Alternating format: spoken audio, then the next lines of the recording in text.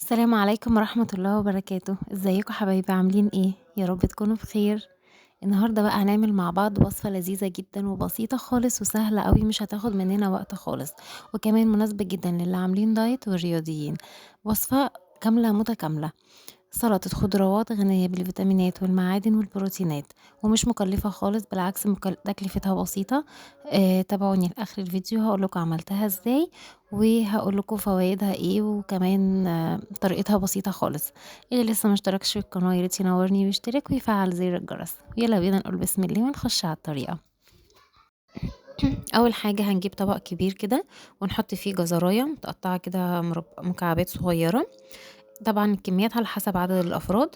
هنحط فلفل ألوان أصفر وأحمر وأخضر.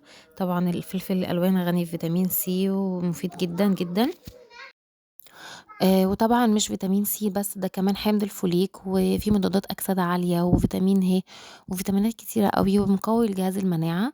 فنكتر من استخدام فلفل الألوان والخضروات في الشتا بالذات، نكتر من أكل الخضروات عشان نقلل من نزلات البرد، ونقوي جهاز المناعة كده.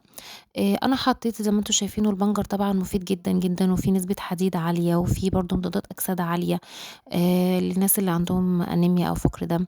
والبصل طبعًا مقوي لجهاز المناعة برضه. فأنا حطيت معظم الخضروات اللي بتبقى موجودة في كل البيوت. لو في حد مش موجود عنده نوع أو حاجة من الأنواع اللي أنا حطيتها دي، ممكن يستغنى عنها، بس يعني يحاول يوفّر أغلب الأنواع اللي أنا حطيتها. أنا حطيت أنواع بسيطة يعني، ما فيش حاجة تقريبًا تاني.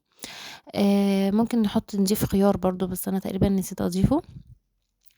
أنا باعصر ليمون على البنجر وعلى البصل، علشان خاطر طبعًا أنتم عارفين الحديد، الفيتامين سي بيساعد على امتصاصه. فطبعًا إحنا حاطين فيتامين سي موجود عندنا في الطماطم وفي الفلفل الألوان وفي الليمون.